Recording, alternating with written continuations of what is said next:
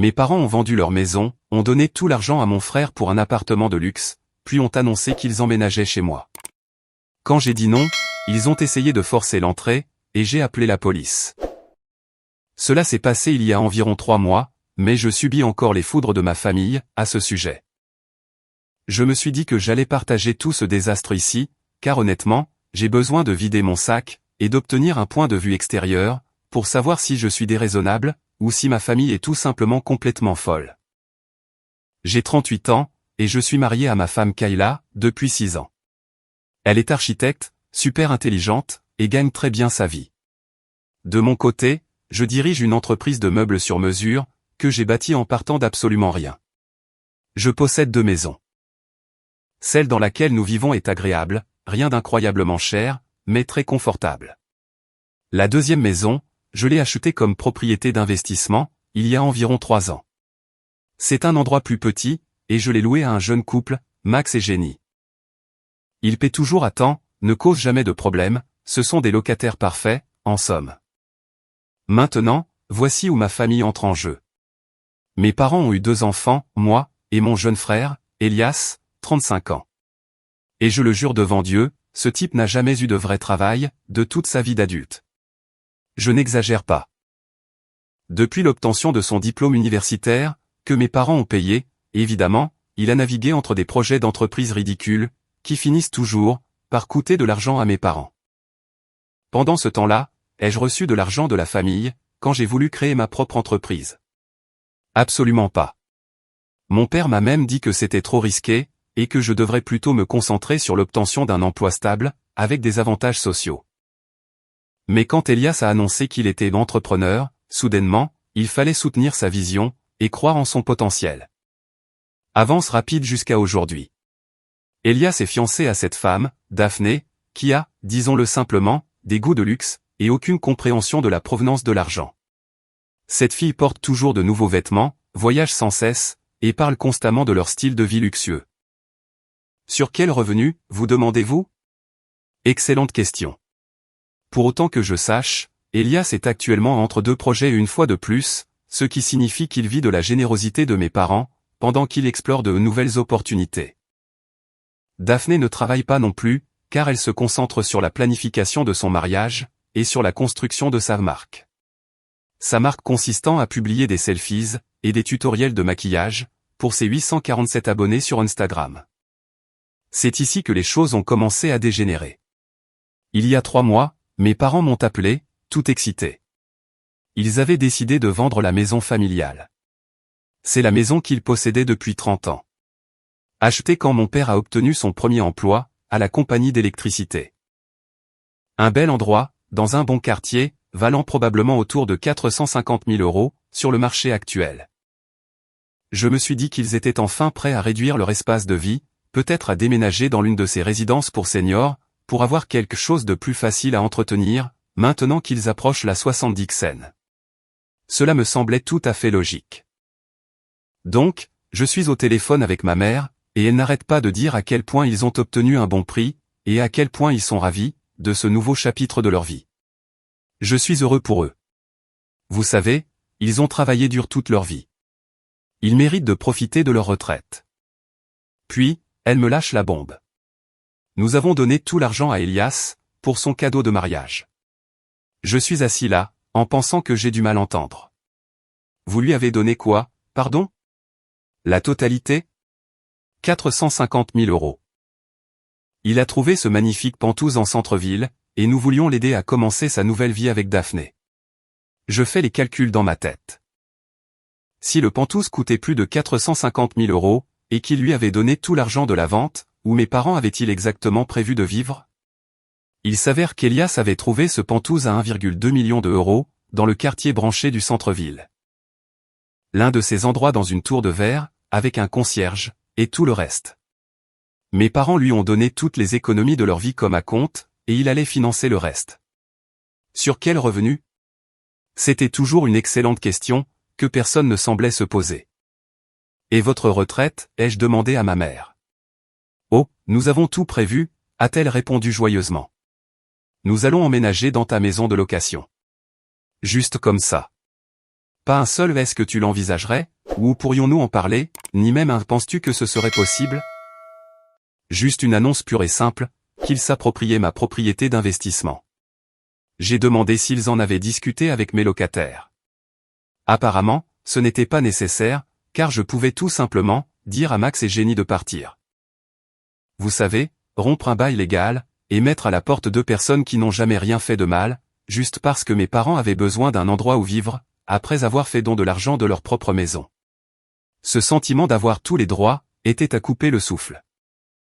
Ils avaient pris cette décision financière massive, sans consulter personne, sacrifiant leur propre sécurité pour financer le style de vie luxueux de mon frère, pour ensuite simplement présumer que je résoudrais leurs problèmes de logement, en sacrifiant mes revenus locatifs. Quand je leur ai dit que cela n'allait pas arriver, la voix de mon père est devenue très froide, très rapidement. Nous t'avons élevé, Joshua. C'est ce que la famille fait l'un pour l'autre, n'est-ce pas? La famille. Cette même famille qui a payé l'université d'Elias, mais pas la mienne. Cette même famille qui a financé ses entreprises ratées, tout en me disant d'être plus réaliste, vis-à-vis de mes objectifs. Cette même famille qui venait de lui remettre un demi-million d'euros, tout en s'attendant à ce que je leur fournisse un logement gratuit. Je leur ai dit que je les rappellerais, et j'ai raccroché le téléphone. Kayla se tenait dans l'encadrement de la porte de la cuisine. Elle avait entendu suffisamment de la conversation, pour comprendre ce qui se passait. S'il te plaît, dis-moi que tu n'envisages pas réellement de faire ça, a-t-elle dit. Pas une seule seconde. Mais je savais que ce n'était que le début. Mes parents n'acceptent pas un non comme réponse, surtout lorsqu'ils pensent avoir droit à quelque chose, et ils pensaient clairement avoir droit à ma propriété locative. Je n'avais aucune idée à quel point la situation allait devenir moche. J'étais à l'atelier, mardi dernier, quand mon téléphone a commencé à exploser de notifications. Max m'appelait. J'ai failli ne pas répondre, car j'essayais de me concentrer, mais un pressentiment m'a poussé à décrocher. Joshua, nous avons besoin d'aide. Il y a des gens à notre porte d'entrée, qui prétendent être les propriétaires de cette maison. Mon estomac s'est noué instantanément. Comment ça, ils prétendent qu'ils en sont les propriétaires? Ils ont des valises, et ils frappent à la porte en nous disant que nous devons faire nos bagages et partir. La femme crie que c'est leur maison maintenant, et que nous sommes des intrus.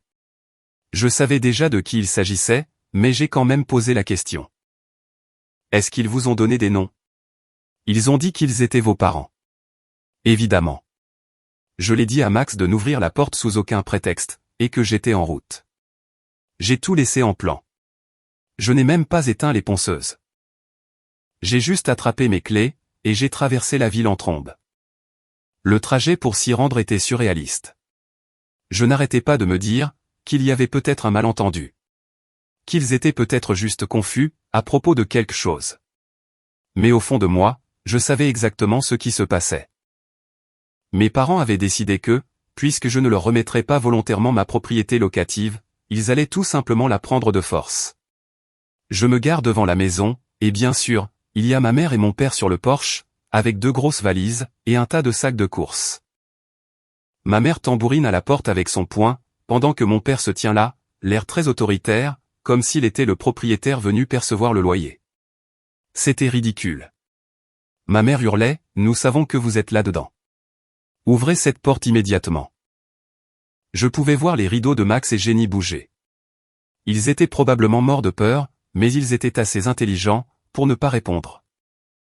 Mes parents me voient arriver, et l'attitude de ma mère passe immédiatement, de la colère au soulagement. « Joshua, Dieu merci, tu es là.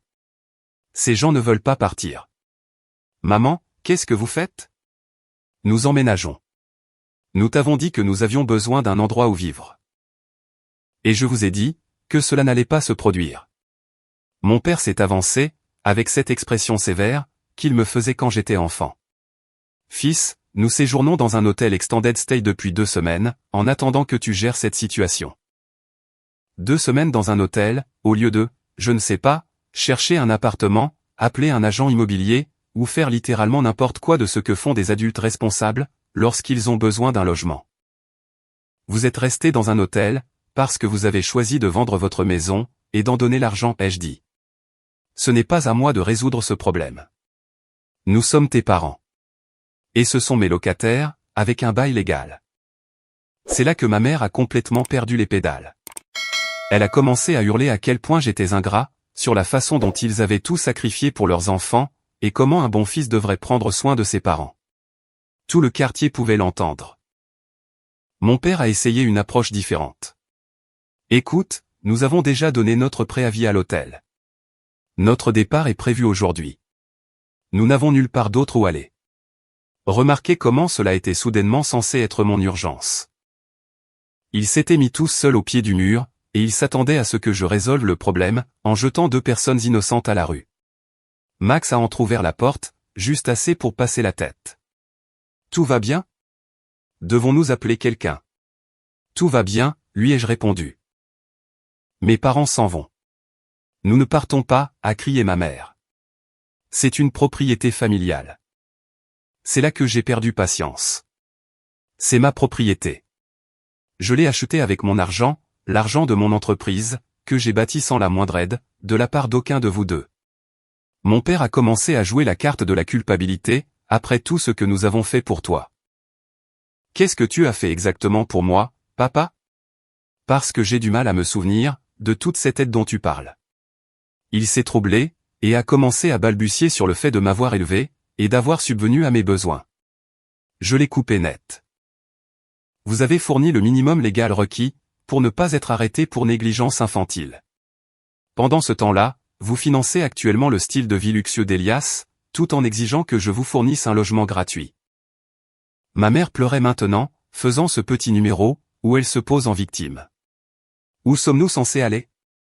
Littéralement n'importe où, sauf dans ma propriété de location. Toute cette situation était complètement folle. Ils avaient créé ce problème de toutes pièces, avaient ignoré toutes les solutions raisonnables, et essayaient maintenant de me forcer à le résoudre, en détruisant ma relation commerciale, avec de bons locataires. Max a repris la parole. Dois-je appeler la police? Mes parents se sont tous les deux retournés d'un coup, pour le dévisager, comme s'il avait suggéré d'ordonner une frappe aérienne. Tu n'oserais pas impliquer la police dans une affaire de famille, a dit mon père. Il le ferait absolument, ai-je répondu. Et moi aussi. Vous êtes ici en violation de propriété privée. C'est là que les choses sont devenues vraiment laides. Ma mère a commencé à crier, sur le fait que je choisissais des étrangers plutôt que ma propre famille, à quel point elle avait honte d'avoir élevé un fils aussi égoïste, et comment ma grand-mère décédée se retournerait dans sa tombe. Mon père a visé là où ça fait mal. Ton frère ne nous traiterait jamais comme ça. Tu as raison. Mon frère prendrait votre argent, et vous laisserait vivre dans votre voiture. Au moins, moi, je suis honnête en vous disant non. Je me suis tourné vers Max. S'ils ne sont pas hors de cette propriété dans 5 minutes, appelez le 911. Ce n'est pas fini, a dit mon père, en attrapant l'une des valises. Ils ont rechargé toutes leurs affaires dans leur voiture. Ma mère pleurait sans arrêt, répétant à quel point j'étais un fils horrible. La dernière chose que j'ai entendue avant qu'il ne démarre, c'est mon père qui hurlait, que j'allais le regretter. Après leur départ, je me suis excusé auprès de Max et Jenny, pour tout ce drame. Il s'avère qu'ils s'étaient cachés dans leur chambre pendant 20 minutes, avant que je n'arrive. Ils avaient véritablement peur, que ces fous furieux ne défoncent leur porte. Je leur ai donné mon numéro de téléphone personnel, et je leur ai dit de m'appeler immédiatement, si mes parents se présentaient à nouveau. Je leur ai également dit que je comprendrais parfaitement, s'ils voulaient rompre leur bail plus tôt après ce harcèlement, mais je savais, que mes parents n'en avaient pas fini. Les gens qui pensent avoir des droits sur votre propriété, ne baissent pas les bras simplement, parce que vous avez dit non une fois. Ils intensifient leurs efforts. Je ne réalisais tout simplement pas, jusqu'où ils étaient prêts à aller. Le lendemain, mon téléphone a commencé à sonner. Et je veux dire, de façon constante, presque à chaque heure pile, des numéros différents, des membres de la famille différents, tous avec le même message de base, j'étais un fils terrible, qui abandonnait ses parents. Le premier appel venait de ma tante Suzanne, à 7 heures du matin. J'étais à peine réveillé. Le café n'avait même pas fini de couler, et elle me faisait déjà la morale, sur les valeurs familiales, et le respect des aînés. Apparemment, mes parents l'avaient appelée en pleurs, racontant comment leur fils ingrat les avait laissés à la rue. Joshua, comment as-tu pu leur faire ça? Ce sont tes parents. J'ai essayé d'expliquer la situation, mais elle m'a coupé la parole. Je ne veux pas entendre tes excuses. trouve un moyen de les aider. Puis, elle m'a raccroché au nez. 1 heure plus tard, mon cousin Noah a appelé. Je n'avais pas parlé à ce gars, depuis probablement 3 ans. Mais soudainement, le voilà très préoccupé par ma moralité. Même discours. Comment pouvais-je abandonner ma famille? Quel genre de personne choisit l'argent plutôt que ses propres parents? Blablabla. Ils t'ont élevé, mec. Tu as une dette envers eux. Ils ont élevé mon frère aussi, et c'est lui qui a tout leur argent, ai-je répondu. C'est différent.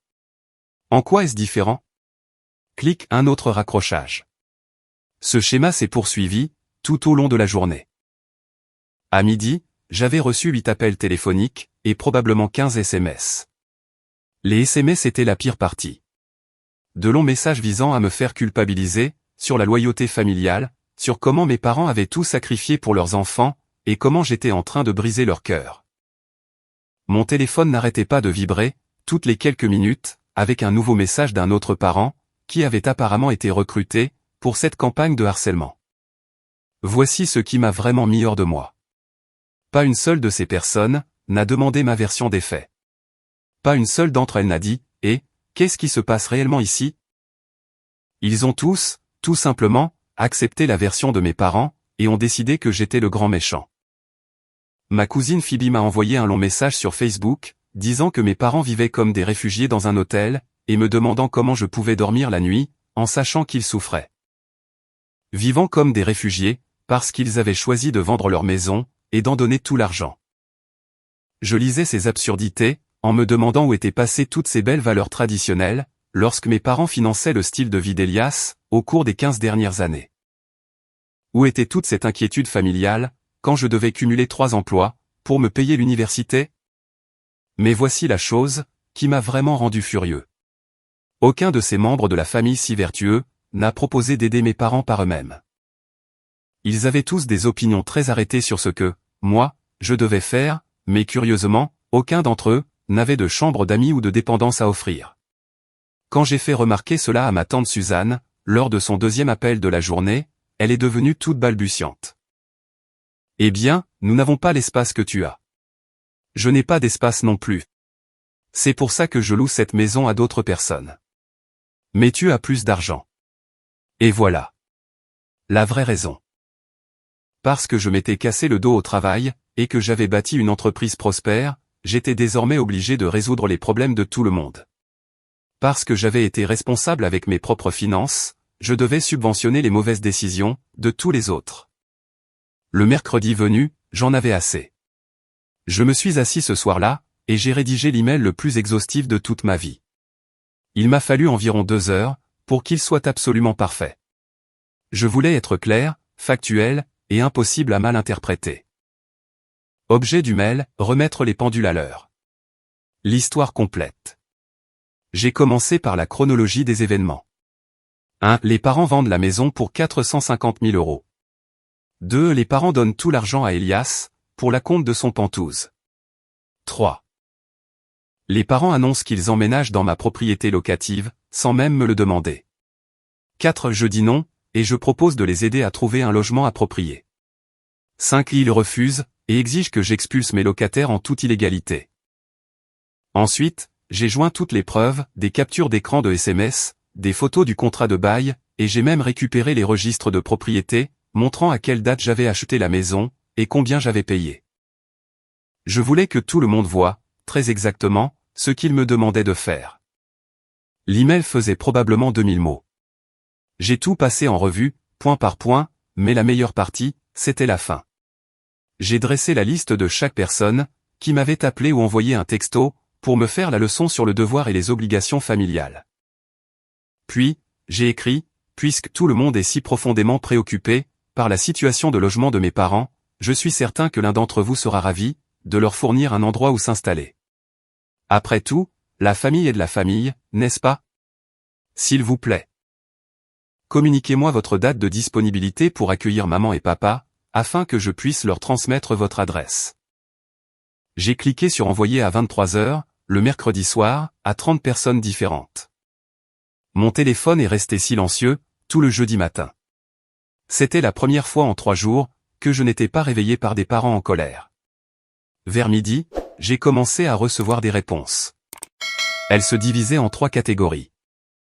Ceux qui se souvenaient soudainement qu'ils n'avaient pas vraiment de place après tout.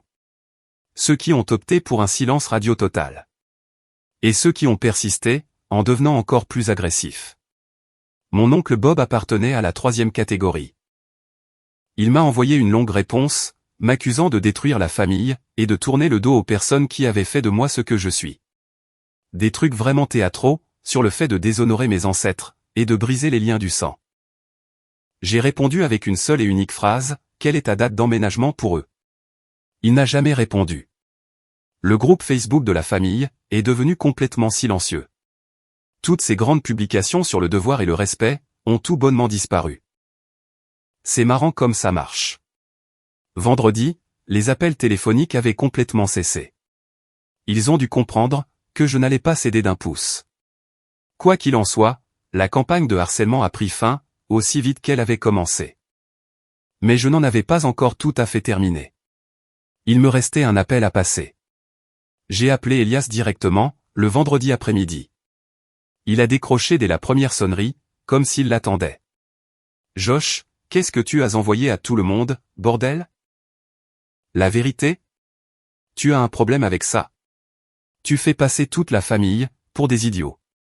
Nous nous sommes disputés pendant environ 10 minutes. Il a essayé tous les angles possibles. Comment maman et papa avaient besoin d'aide. À quel point j'étais égoïste. Comment la famille devrait rester unie. Exactement le même refrain que j'avais entendu toute la semaine. Finalement, je suis allé droit au but. C'est toi qui as leur argent, Elias. C'est à toi de trouver une solution pour leur logement.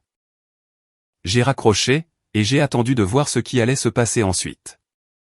Je n'ai pas eu à attendre bien longtemps. Le premier signe que quelque chose n'allait pas est venu de ma cousine Maria. C'est pratiquement le seul membre de la famille qui est resté neutre pendant tout ce fiasco. Probablement parce qu'elle a ses propres problèmes à gérer et n'a pas le temps pour ces drames. Elle m'a envoyé un texto, un mardi après-midi, tout à fait par hasard. Et, savais-tu qu'Elias a des problèmes avec l'achat de son Penthouse? Je n'avais rien entendu à ce sujet, mais ça ne m'a pas vraiment surpris. Financer un bien de 1,2 million d'euros, quand on n'a jamais eu d'emploi stable, a effectivement tendance à être compliqué. Quel genre de problème, ai-je demandé par texto? La banque demande une vérification d'emploi, et des fiches de paie. Apparemment, c'est beaucoup plus difficile à fournir, qu'il ne le pensait. Sans blague, Sherlock. Il s'avère que les banques veulent réellement des preuves, que vous êtes capable de rembourser des prêts massifs. Un concept pour le moins révolutionnaire. Maria n'avait pas tous les détails, mais au cours des semaines qui ont suivi, toute l'histoire a commencé à se reconstituer, grâce aux rumeurs familiales. La banque avait initialement préapprouvé Elias, en se basant sur le gros acompte de mes parents, et sur certaines projections farfelues, concernant sa société de conseil. Mais, quand est venu le moment de l'approbation finale, ils ont exigé des documents réels, des fiches de paie, des déclarations de revenus, des relevés bancaires. Toute cette paperasse ennuyeuse, qui prouve que vous n'êtes pas juste un bon à rien, cherchant à vivre bien au-dessus de vos moyens. Le problème, c'est qu'Elias n'avait rien de tout cela, car il ne gagne, en réalité, absolument pas d'argent. Son entreprise de conseil consistait essentiellement à se pavaner en se disant entrepreneur, et à rencontrer occasionnellement des gens autour d'un café, pour discuter de vagues opportunités. Pas de clients, pas de contrat, pas de revenus. Juste un site web qu'il avait payé quelqu'un pour créer, et quelques cartes de visite. La banque lui a ri au nez, et l'a mis à la porte. Sans ce prêt, il ne pouvait pas acheter le Penthouse. Et sans acheter le Penthouse, il ne pouvait pas récupérer son dépôt de garantie. Et ce fameux dépôt, c'était une énorme partie de l'argent de la maison de mes parents.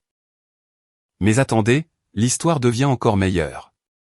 Vous voyez, Elias et Daphné avaient planifié un mariage absolument grandiose. On parle de plus de 200 invités, d'un lieu prestigieux, d'un open bar, toute la mise en scène.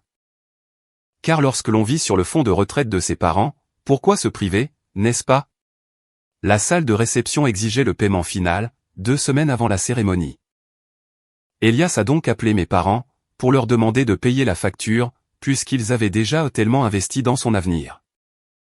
Mes parents ont dû lui expliquer qu'il lui avait littéralement déjà tout donné, et qu'il vivait actuellement dans un modeste 2 pièces, qu'il pouvait à peine se payer.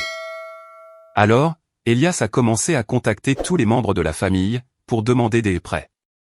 Je mets le mot entre guillemets, car nous savions tous pertinemment, qu'il n'avait aucune intention de rembourser qui que ce soit.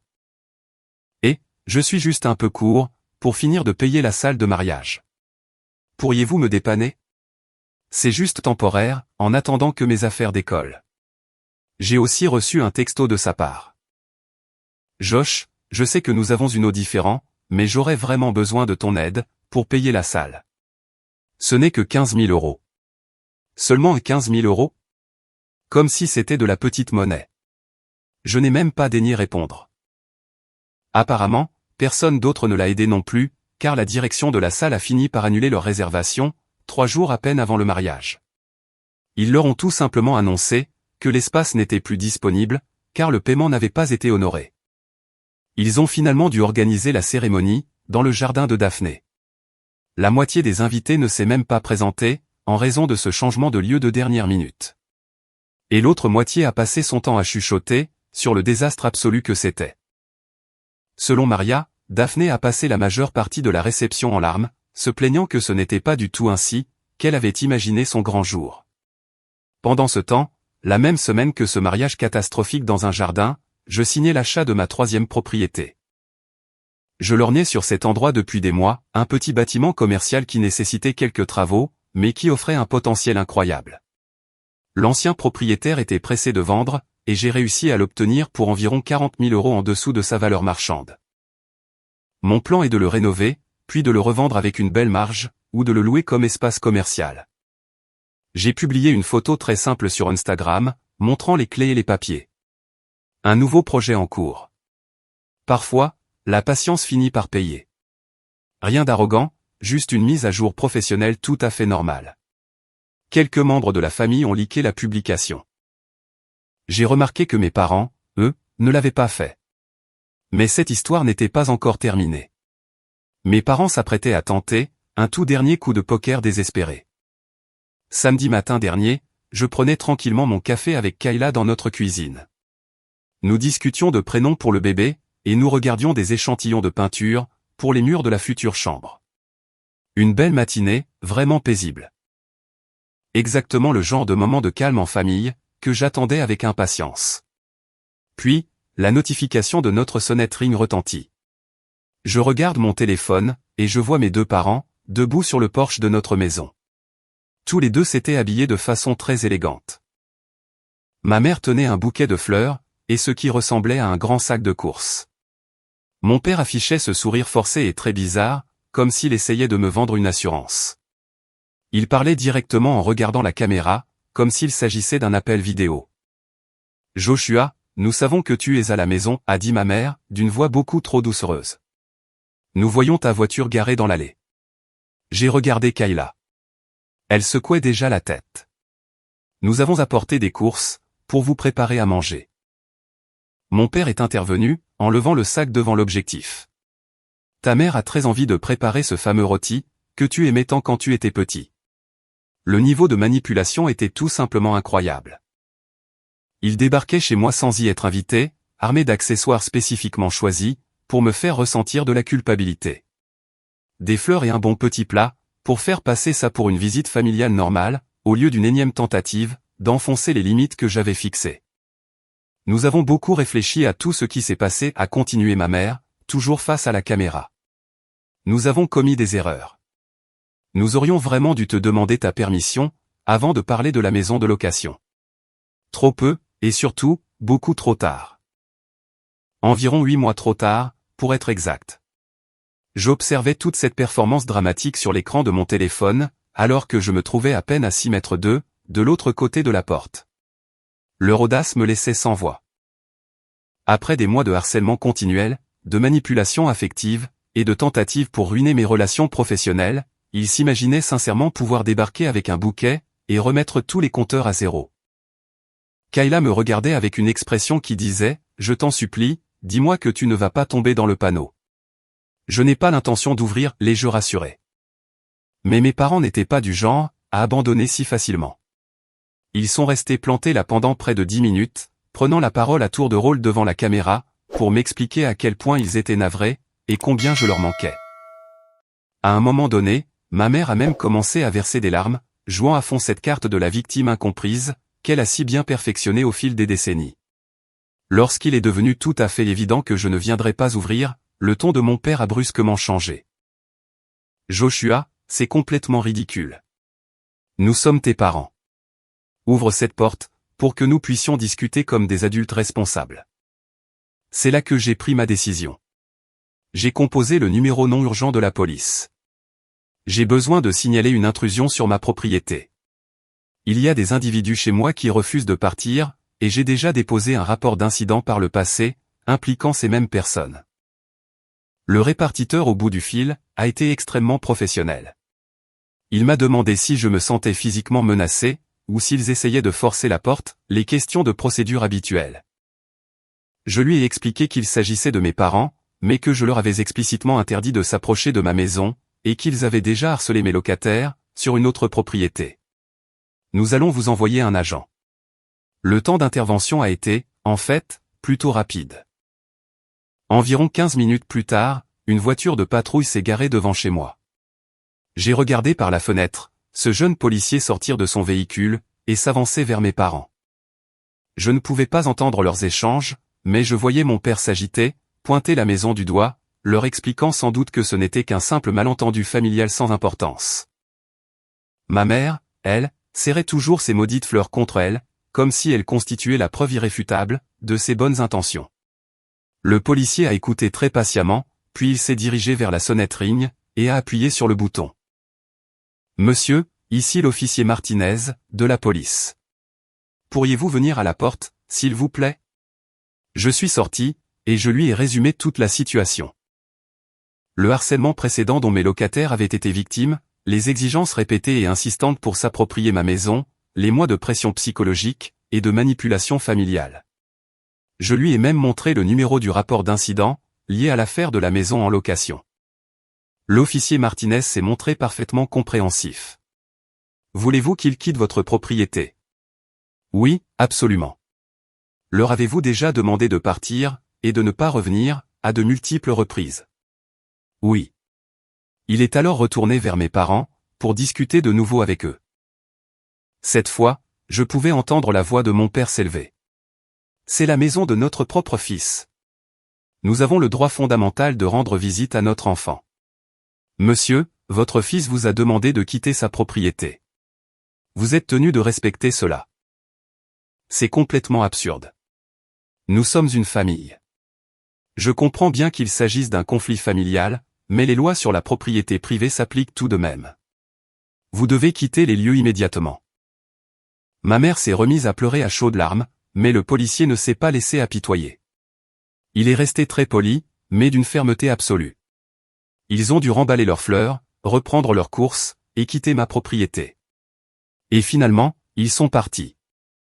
L'officier Martinez est revenu me parler une dernière fois. Il m'a vivement conseillé de continuer à tout documenter, et d'envisager sérieusement de demander une ordonnance d'éloignement, s'il s'obstinait à se présenter sans y être invité. Parfois, certaines personnes ont besoin de voir des documents judiciaires officiels, pour comprendre que non, c'est non. Dès le lundi matin, j'ai appelé mon avocat, et je lui ai détaillé toute la chronologie des événements. « Vous avez largement de quoi justifier une ordonnance d'éloignement », m'a-t-il assuré, en particulier avec ce précédent incident, impliquant vos locataires. Nous avons constitué et déposé le dossier dès cet après-midi-là. J'y ai inclus absolument tout ce que j'avais pris soin de documenter, au cours des 8 derniers mois. L'audience devant le juge a été fixée à la semaine suivante. Je m'attendais un peu à ce que mes parents viennent s'y opposer farouchement, mais ils ne se sont même pas présentés au tribunal. Le juge a accordé l'ordonnance d'éloignement, sans la moindre difficulté. 200 mètres. Ils ont désormais l'interdiction formelle, de s'approcher à moins de 200 mètres de ma résidence, de mon lieu de travail, ou de ma propriété locative. La moindre violation de cette ordonnance entraînera une arrestation immédiate et automatique. J'ai également profité de cette semaine pour changer de numéro de téléphone. Je n'ai donné ce nouveau numéro qu'aux personnes en qui j'ai une confiance absolue. La paix et la tranquillité qui ont suivi ont été tout simplement incroyables. Fini les appels remplis de manipulation. Fini les tentatives de culpabilisation. Fini les visites surprises angoissantes. Juste moi, ma merveilleuse femme enceinte, et notre vie normale. Mais ce calme n'a duré que 3 petites semaines. C'est le temps qu'il a fallu, avant que le prochain incendie ne se déclare. J'étais en train de travailler à l'atelier, quand mon téléphone a sonné. C'était un numéro inconnu, mais l'indicatif était local. J'ai donc décroché, en me disant qu'il s'agissait peut-être d'un client potentiel. Bonjour, je parle bien à Joshua? Je vous appelle concernant la fameuse opportunité d'investissement, que votre frère m'a présentée le mois dernier. J'ai arrêté ma ponceuse sur le champ. Je vous demande pardon. De quelle opportunité d'investissement parlez-vous? Le portefeuille de propriété locative. Elias m'a expliqué que vous étiez tous les deux associés dans une entreprise immobilière, et que vous étiez à la recherche d'investisseurs privés. Mon sang n'a fait qu'un tour, me glaçant les veines. Pouvez-vous patienter juste une seconde? Je suis sorti de l'atelier en hâte, pour trouver un endroit calme. Monsieur, j'ai besoin que vous me répétiez, très exactement, ce que mon frère vous a dit. Il s'est avéré que cet homme, prénommé David, avait rencontré Elias lors d'un événement de réseautage professionnel en centre-ville. Elias s'était présenté à lui, comme le fier copropriétaire d'une entreprise de gestion immobilière très florissante, et avait commencé à montrer à David des photos de leur portefeuille sur l'écran de son téléphone.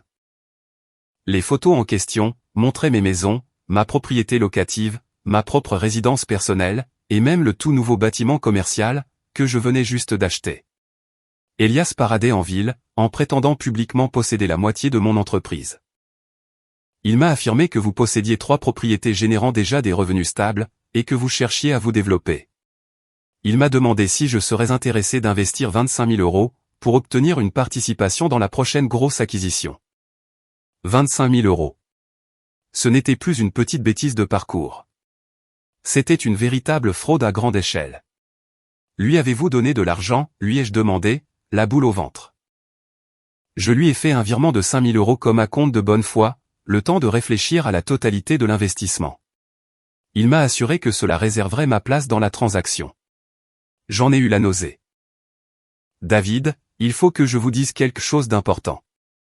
Je n'ai absolument aucun partenaire commercial. Je suis l'unique propriétaire de ces biens immobiliers, et mon frère n'a jamais investi un seul centime, dans quoi que ce soit de ce que je fais. Un très long silence s'est fait entendre à l'autre bout du fil. Êtes-vous en train de me dire qu'il m'a arnaqué? C'est très exactement ce que je suis en train de vous dire. Et vous n'êtes probablement pas sa seule victime. J'ai noté toutes les coordonnées de David, et je lui ai promis de le rappeler très vite. Ensuite, j'ai fait quelque chose que j'aurais dû faire, depuis des mois déjà. J'ai tapé le nom de mon frère sur Google, en l'associant au nom de mon entreprise. Les résultats de la recherche m'ont donné envie de frapper de toutes mes forces dans un mur. Il y avait des profils sur des sites de réseautage professionnel, où Elias se présentait effrontément, comme le fondateur de ma société.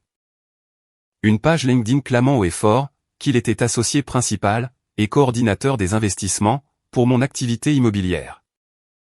Il y avait même une fausse page d'entreprise sur Facebook, qu'il avait créée en usurpant le nom de ma société, et en se désignant lui-même, comme le contact principal. Cette espèce d'ordure se faisait passer pour moi, et utilisait mon nom depuis des mois.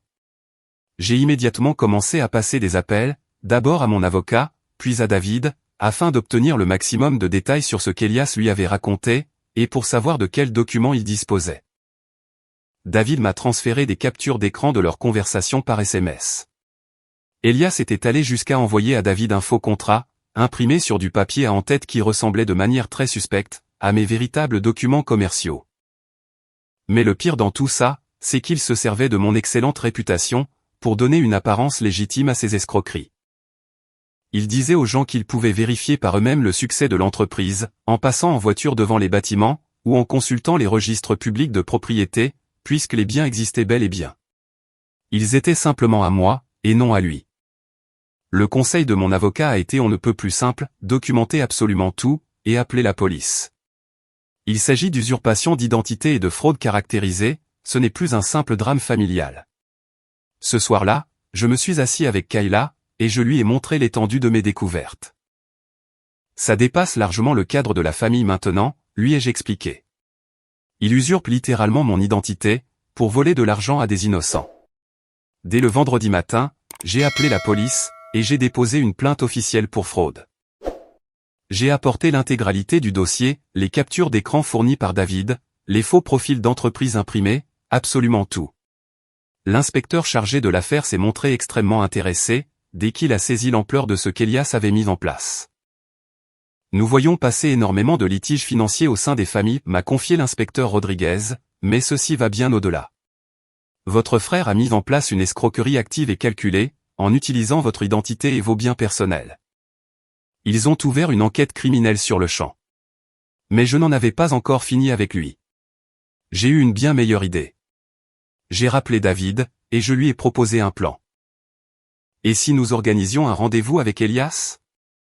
Laissez-le croire que vous êtes enfin prêt à verser la totalité de l'investissement, et je ferai une apparition surprise.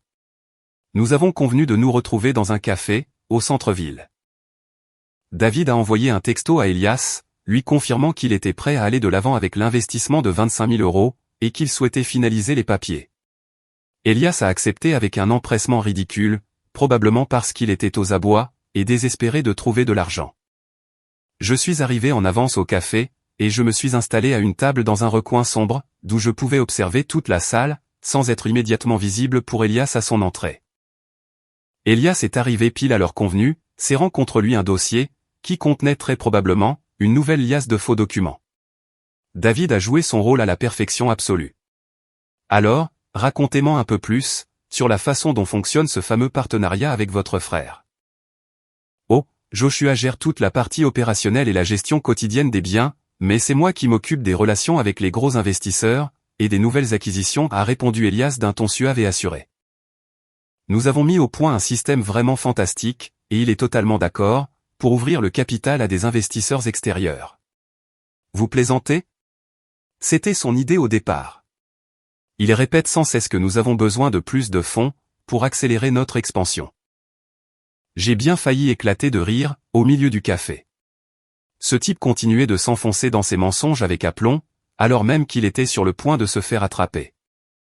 En fait, a enchaîné David, j'aimerais beaucoup rencontrer Joshua en personne, et entendre son point de vue directement. Elias est soudainement devenu un peu nerveux. Il est extrêmement occupé avec la gestion des propriétés en ce moment, mais nous pourrons certainement organiser une rencontre, un peu plus tard. Et pourquoi pas tout de suite? C'est à ce moment précis que je me suis levé, et que je me suis dirigé vers leur table. L'expression sur le visage d'Elias valait de l'or. C'était de la panique à l'état pur, comme s'il venait de voir un spectre. Sa mâchoire en est littéralement tombée.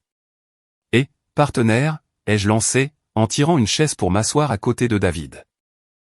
David me parlait justement de cette formidable opportunité d'investissement, dont vous discutiez tous les deux. Elias a commencé à balbutier de façon pathétique. Josh. Je peux t'expliquer. Je t'en prie, fais-le. Je suis vraiment très curieux d'entendre tous les détails sur notre partenariat commercial, que j'ai curieusement oublié de signer. David filmait toute la scène, avec l'appareil photo de son téléphone. Nous avions convenu à l'avance qu'il documenterait l'échange, pour l'ajouter au rapport de police. J'étais juste. Je veux dire, je pensais que nous pourrions peut-être. Elias ne parvenait même plus à formuler une phrase cohérente. Tu as sérieusement pensé que tu pouvais voler mon identité, et escroquer des innocents, en utilisant mes propres bâtiments comme garantie, ai-je demandé d'une voix calme. C'est ça que tu as pensé? Le café était plutôt silencieux, et notre conversation commençait sérieusement à attirer l'attention des autres clients. Elias regardait nerveusement autour de lui, réalisant probablement à quel point il était pris au piège. J'ai poursuivi mon discours, juste pour que les choses soient parfaitement claires pour tout le monde. Je n'ai jamais eu le moindre partenaire commercial. J'ai fondé et développé mon entreprise entièrement seul, sans recevoir la moindre aide de ma famille. Mon frère, ici présent, n'a jamais investi un centime dans l'immobilier, et ne possède aucune part de mon activité. David a hoché la tête avec gravité. Donc, lorsqu'il a encaissé mes 5 000 €, il a commis une fraude pure et simple. Elias a fini par retrouver l'usage de sa voix. Écoutez, j'allais le rembourser jusqu'au dernier centime. J'avais juste besoin d'un peu de temps, pour remettre mes affaires en ordre. Voici ce qui va se passer, lui ai-je dit d'un ton glacial. Tu vas rendre son argent à David, là, tout de suite. Tu vas supprimer immédiatement tous ces faux profils sur Internet, et tu vas te mettre à prier très fort pour que la police se montre indulgente avec toi, quand je déposerai plainte lundi matin. Tu n'oserais pas appeler les flics contre ton propre frère. C'était vraiment la pire chose à dire. Regarde-moi faire, ai-je répondu, en sortant mon téléphone portable de ma poche. En fait, appelons-les tout de suite. Elias a totalement paniqué, et a commencé à me supplier de ne pas impliquer les forces de l'ordre, promettant qu'il arrangerait tout, jurant que ce n'était qu'un terrible malentendu. Les mêmes excuses minables, dont il s'était servi toute sa vie. Mais j'en avais définitivement fini, d'excuser son comportement. J'ai composé le 911 directement, devant lui, au milieu du café. J'ai besoin de signaler une fraude financière en cours.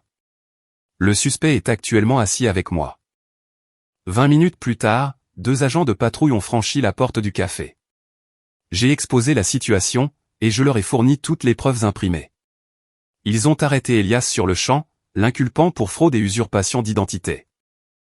La toute dernière chose qu'il m'a dite, alors que les agents le faisaient entrer à l'arrière de la voiture de police, a été « Maman et papa vont être mis au courant de ça. » Tant mieux, lui ai-je répondu. Peut-être qu'ils comprendront enfin, quel genre de monstre ils ont nourri, toutes ces années. David a fini par récupérer ses 5 000 €. Il s'est avéré qu'Elias conservait encore la majeure partie de cette somme, sur son compte courant, mais les accusations criminelles, elles, n'ont pas été abandonnées. Mon frère a finalement choisi de plaider coupable, afin d'éviter de faire de la prison ferme. Mais il a écopé de 2 ans de mise à l'épreuve, et a été condamné à verser des dédommagements complets, à toutes ses autres victimes. Car David n'était malheureusement pas le seul. L'enquête de police a mis en lumière le fait qu'Elias avait arnaqué au moins 6 autres personnes, pour des montants un peu moins importants. Le préjudice total s'élevait à près de 40 000 €. Lorsque mes parents ont appris son arrestation, ils sont devenus complètement fous de rage. Non pas contre Elias pour avoir agi comme un criminel, mais contre moi, m'accusant d'avoir détruit notre famille. 6 mois plus tard, Elias et Daphné ont officiellement divorcé. Elle est retournée vivre dans son état d'origine, et s'est empressée de retirer son nom de famille, de tous ses profils sur les réseaux sociaux. Aux dernières nouvelles, il travaillait comme opérateur dans un centre d'appel, et vivait dans un minuscule studio, de l'autre côté de la ville. Le plus fou dans toute cette histoire, c'est de voir à quel point ma propre vie s'est améliorée, une fois que j'ai coupé les ponts avec tout ce drame familial toxique. Mon entreprise est plus florissante que jamais. La grossesse de Kayla se déroule à merveille, et sans le moindre stress. Parfois, dans la vie, il faut choisir entre préserver la paix familiale, ou préserver sa propre santé mentale. J'ai choisi la santé mentale, et je n'ai sincèrement jamais été aussi heureux.